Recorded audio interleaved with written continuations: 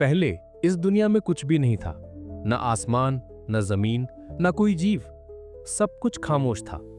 लेकिन फिर गॉडेस ने अपनी डिवाइन शक्ति से इस दुनिया को जन्म दिया और उसने बनाई 9 जातियां।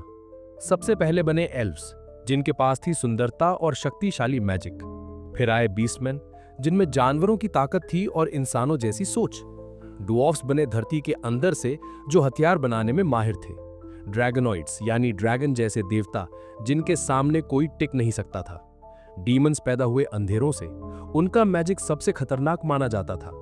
ओनी, बड़े और भयानक योद्धा, जिनमें शुद्ध ब्रूट पावर थी। डार्क एल्व्स, जो रात के जैसे खामोश और रहस्यमयी थे। सेंटोर्स, आधे इंसान आधे घोड़े, जिनके पास थी तेज रफ्तार और शारीरिक शक्ति। और सबसे आखिर में गॉडेस ने बनाए ह्यूमंस। पर ह्यूमन सबसे कमजोर निकले और धीरे धीरे सबसे नीचे गिर गए। इस दुनिया में जहां ताकत ही सब कुछ है, वहीं से शुरू होती है एक इंसान, लाइट की कहानी। लाइट एक खुशमिजाज लड़का था, जिसका सपना था एक दिन बड़ा एडवेंचरर बनने का। उसका सिर्फ एक ही गोल था, अपने परिवार को एक शानदार जिंदगी देनी। इस सपने को पूरा करने के लिए वो अपने छोटे से गांव को छोड़कर शहर चला आया, ताकि वो एडवेंचरर्स गिल्ड में रजिस्टर कर सके। लेकिन दुनिया उतनी आसान नहीं थी जितनी उसने सोची थी। इस दुनिया में गॉडेस ने 9 रेसेस बनाई थी और उनमें ह्यूमंस सबसे नीचे समझे जाते थे। इस वजह से ह्यूमंस के साथ हमेशा भेदभाव होता था। शहर पहुंचते ही लाइट ने इस बात का एहसास कर लिया। एक बीस्टमैन एडवेंचरर ने उसे रास्ते से हटने को बोला, जबकि लाइट रास्ता रोक भी नहीं रहा था। फिर भी उसने माफी मांगी और चुपचाप एक साइड हो गया। किसी तरह गिल्ड पहुंचकर उसने रजिस्ट्रेशन करवाया। रिसेप्शनिस्ट ने बताया कि नए लोगों को पहले F रैंक मिलता है। फिर उसने पूछा, तुम्हारे पास कोई गिफ्ट है जो तुम्हारे असेसमेंट में काम आ सके? लाइट ने एक्साइटेड होकर कहा, हाँ, मेरा गिफ्ट है अनलिमिटेड गाचा। वो बताने लगा कि उसके स्किल से वो अलग अलग चीजें निकाल सकता है। फिर डेमोन्स्ट्रेशन के लिए उसने अपना गाचा डिवाइस बुलाया और एक्टिवेट किया। मशीन ने एक फोर्क कार्ड निकाला और जैसे ही लाइट ने कार्ड रिलीज किया, एक कांटा यानी फोर्क टेबल पर मटेरियलाइज हो गया। लेकिन फोर्क पूरा टेढ़ा मेढ़ा निकला। लाइट घबरा गया, बोला, ऐसा यूजुअली नहीं होता। फिर उसने स्किल 2-3 बार और यूज किया, लेकिन इस बार एक सड़ा हुआ एप्पल और एक फंगी वाला ब्रेड निकला। ये देखकर रिसेप्शनिस्ट ने सोच लिया कि ये लड़का तो पूरे लूजर है और उसे F रैंक ही दिया। लाइट ने बिना कुछ बोले रैंक एक्सेप्ट कर लिया और पूछा, कोई काम मिल सकता है क्या? रिसेप्शनिस्ट ने उसे नोटिस बोर्ड की तरफ दिखाया जहां बिगिनर जॉब्स लगी थी। लेकिन जैसे ही लाइट ने बोर्ड देखा, वो थोड़ा नर्वस हो गया। रिसेप्शनिस्ट समझ गई लाइट पढ़ा लिखा नहीं है। उसने कहा, तुम पत्थर उठाने, लकड़ी जमा करने जैसा काम कर सकते हो, लेकिन उसमें पैसे बहुत कम मिलते हैं। लाइट ने हाँ कर भी और दिन भर मेहनत करके थोड़े पैसे कमा लिए। उसने एक छोटा सा कमरा रेंट पर ले लिया। खाने के लिए उसे अपने गाचा स्किल पर भरोसा करना पड़ता था, लेकिन वो कॉन्फिडेंट था कि वो संभाल लेगा। लेकिन तभी कुछ बीस्टमैन उसके रास्ते में आ गए। वो जानबूझकर लाइट से टकराए और उसका लीडर चिल्लाने लगा, देख नहीं सकता क्या, मेरे कपड़े गंदे कर दिए। उसने लाइट का पर्स छीन लिया। लाइट ने डरते हुए कहा, प्लीज पैसे वापस कर दो, वरना मेरे पास रहने की जगह नहीं रहेगी। लेकिन वुल्फमैन ने उसके मुंह पर मुक्का मारा और बोला, कपड़े धुलवाने के पैसे दे। फिर वो लोग हंसते हुए चले गए। लाइट मिट्टी में गिरा हुआ था। लोग उसके पास से गुजरते हुए कह रहे थे, जा स्लम में सो जा जैसे बाकी ह्यूमन सोते हैं। लाइट बिल्कुल टूट गया था। तभी एक हाथ उसकी तरफ बढ़ा। उसने बिना सोचे उस हाथ को पकड़ लिया और देखा एक खूबसूरत एल्फ लड़की उसके सामने खड़ी थी। वो झट से हाथ छोड़कर बोला, सॉरी, मेरा हाथ गंदा था। लेकिन एल्फ मुस्कुराई और बोली, कोई बात नहीं, मैं तुम्हें दुख नहीं पहुंचाऊंगी। लाइट को यकीन नहीं हुआ, क्योंकि उसने कभी किसी और रेस को इंसान के साथ इतना अच्छा बर्ताव नहीं देखा था। एल्फ ने तब उसके सामने झुककर उसे गले लगा लिया। लोग रास्ते में खड़े उसका मजाक उड़ा रहे थे। एक एल्फ इतने नीचे गिर गई एक ह्यूमन के लिए, लेकिन एल्फ ने किसी की नहीं सुनी। उसने लाइट को उठने में मदद की। उसके पीछे अलग अलग रेसिस के लोग खड़े थे। एल्फ ने उन्हें इंट्रोड्यूस करवाया, हम हैं कॉनकॉर्ड ऑफ ट्राइब्स। ये एक पार्टी थी जिसमें गॉडेस द्वारा बनाए गए हर रेस का एक मेंबर था, और वो कह रहे थे, अब हमारी टीम में एक ह्यूमन की कमी थी, शायद वो तुम हो लाइट। टीम के बाकी मेंबर्स का नाम था Drago the Dragonite, Diablo the Demon, Ebero the Oni, एक डार्क एल्फ, एक डुआफ जिसका नाम था नैनो, और एक सेंटोर जिसका नाम था सेंटोर। गारू ने लाइट को बताया, हम लोग सिर्फ एक ह्यूमन ढूंढ रहे थे ताकि अपनी पार्टी कंप्लीट कर सकें। फिर सियोन बोला, हमने ये पार्टी इसलिए बनाई है ताकि रेसिज्म खत्म हो और एक ऐसी दुनिया बना सकें जहां सब बराबर हो। लाइट को ये सब सुन के यकीन नहीं हो रहा था, लेकिन पार्टी बहुत अच्छी लग रही थी, इसलिए उसने खुशी से कॉनकॉर्ड ऑफ ट्राइब्स ज्वाइन कर ली। थोड़ी ही देर में वो सब एडवेंचर्स पर निकल गए। लाइट टीम का सबसे कमजोर मेंबर था। उसे मॉन्स्टर से बचाना पड़ता था। कभी ड्रैगो तो कभी साशा उसकी मदद करते थे। ड्रैगो ने उसे समझाया, जरा संभल के रहना, एक अटैक भी लगा तो तू मर जाएगा। लाइट ने शर्मिंदगी से माफी मांगी और साशा ने तुरंत उसके जख्म चेक करने शुरू कर दिए और बोला, आगे मत आना, हमेशा हमारे पीछे रहना।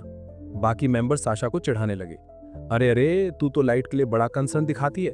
साशा के गाल लाल हो गए और वो झट से बोली, मैं सिर्फ अपने पार्टी मेंबर की फिक्र करती हूँ और कुछ नहीं।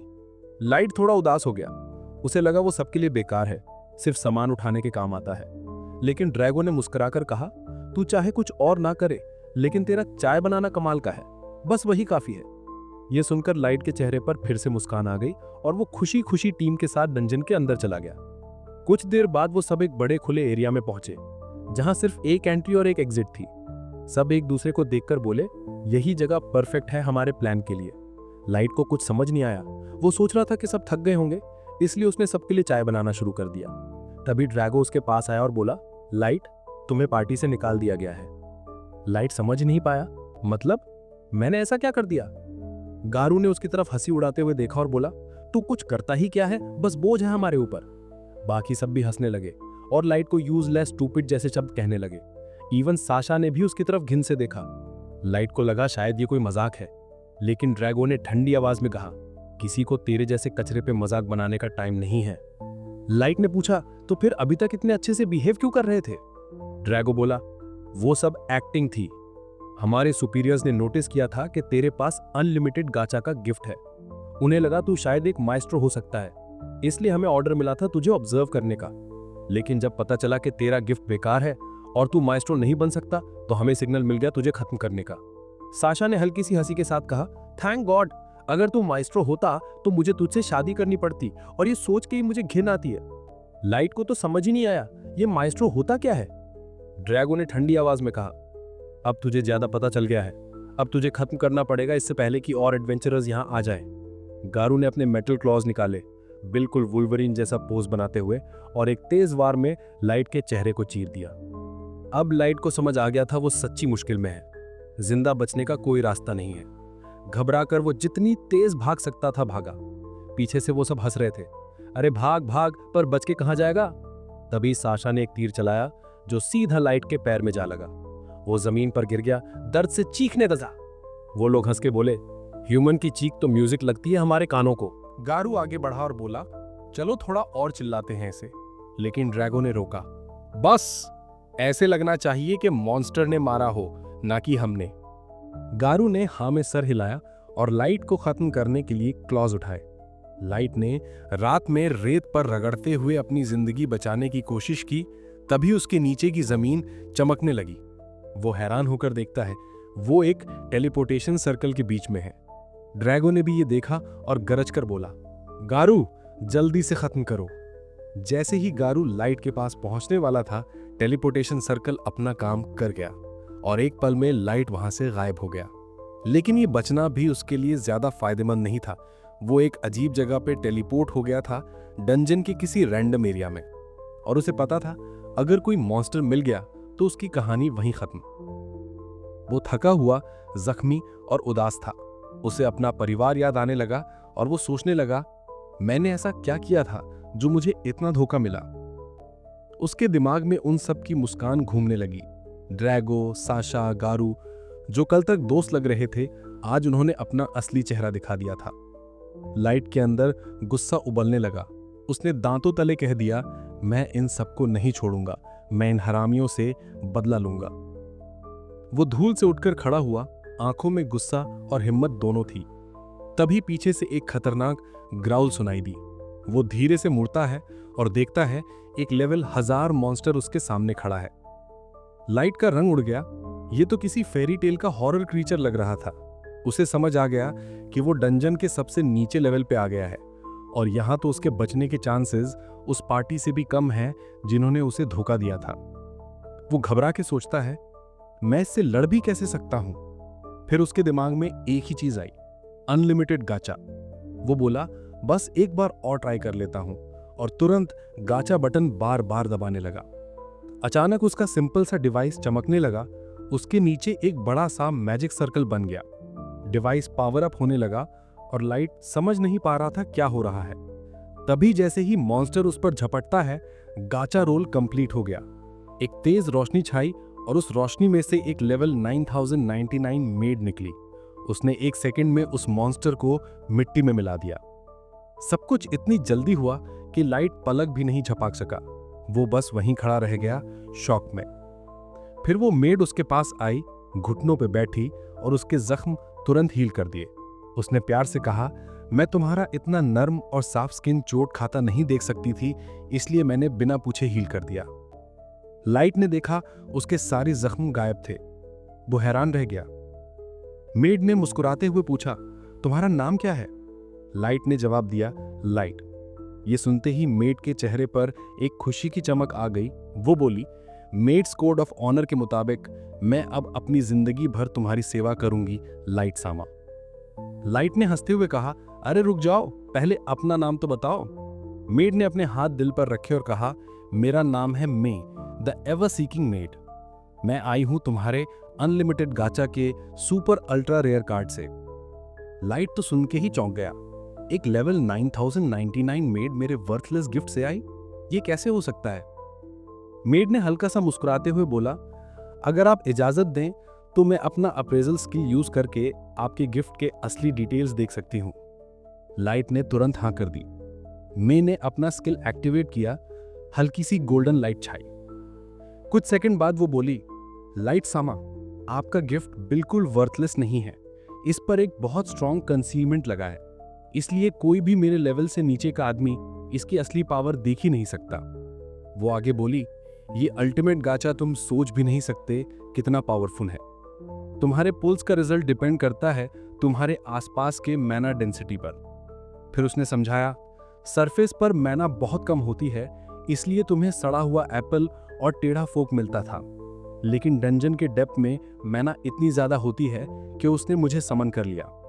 मेड ने एडमिरेशन से देखा, तुमने अकेले इतने डेंजरस जगह में आके अपने गिफ्ट की असली पावर अनलॉक की है। तुम सच में बहादुर हो, लाइट सामा। लाइट की आंखों में आंसू आ गए। उसने धीरे से कहा, मैं कोई बहादुर नहीं हूं, मैं तो एक लूजर हूं जिसे उसके अपने लोगों ने धोखा दे दिया। वो रो पड़े और मेड चुपचाप उसके पास खड़ी रही, एक सुकून भरी मुस्कान के साथ। लाइट गुस्से से भर गया था। वो चिल्लाने लगा कि उन लोगों ने उससे झूठ बोला, कहते थे कि वो ऐसी दुनिया बनाना चाहते हैं जहां कोई भेदभाव ना हो, लेकिन असल में सब एक धोखा था। गुस्से में उसने कसम खाई कि वो सबसे बदला लेगा। तभी मे उसके पास आई और उसे जोर से गले लगा लिया। उसने कहा, मैं नहीं जानती तुम्हारे साथ क्या हुआ, पर मैं तुम्हारे साथ हूं। जिन लोगों ने तुम्हें दुख दिया उन्हें मिटा देना मेरे लिए मुश्किल नहीं है। लेकिन लाइट ने मना कर दिया। उसने कहा, तुम नहीं करोगी।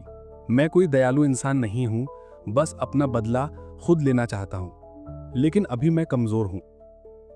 उसने कसम खाई कि एक दिन वो सबको दर्द देगा, उन्हें तड़पा तड़पा कर मारेगा। मैं घुटनों के बल बैठकर उसने कहा, अगर तुम्हें बदला लेने के लिए मजबूत बनना है तो मैं तुम्हें मदद करूंगी, मुझे तुम पर भरोसा है।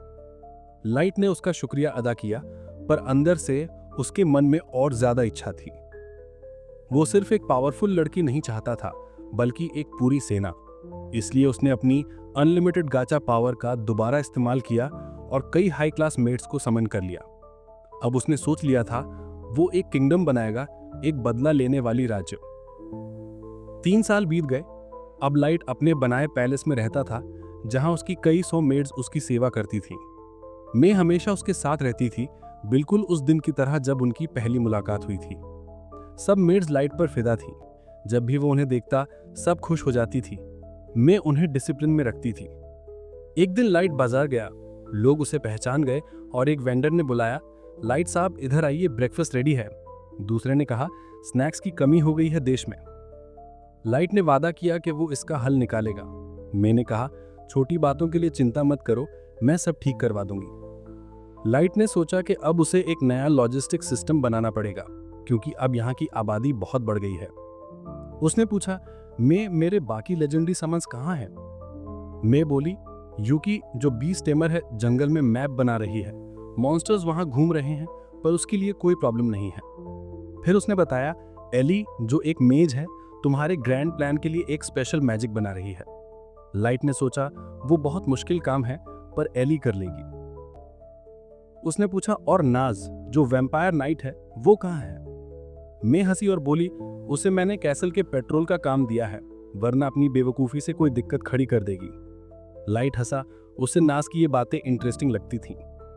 फिर जैक आया, उनका चौथा लेजेंडरी समन। उसने पूछा, लाइट ट्रेनिंग के लिए रेडी हो? मैं गुस्से में बोली, उसे मास्टर बुलाओ, पर जैक ने इग्नोर किया, बोला मैं ऐसे फेमिनिस्ट बकवास में नहीं पड़ता। लाइट हंसा और बोला, ठीक है मैं। जैक मेरे लिए एक बड़े भाई जैसा है। ट्रेनिंग ग्राउंड में दोनों ने स्पारिंग स्टार्ट की। एक झटके में लाइट ने तेजी से दौड़कर जैक के एब्स पर एक पावरफुल पंच मारा। जैक पीछे हट गया, पर हंसा और बोला, अगर कोई नॉर्मल एडवेंचरर होता तो अब तक मर चुका होता, पर मैं तो टैंक हूं, मुझे कुछ नहीं होगा। ट्रेनिंग ग्राउंड के बीचों बीच लाइट और जैक एक बार फिर से टकरा गए। दोनों के पंचेस आपस में कोलाइड हुए और एक धमाके के साथ दोनों पीछे हट गए।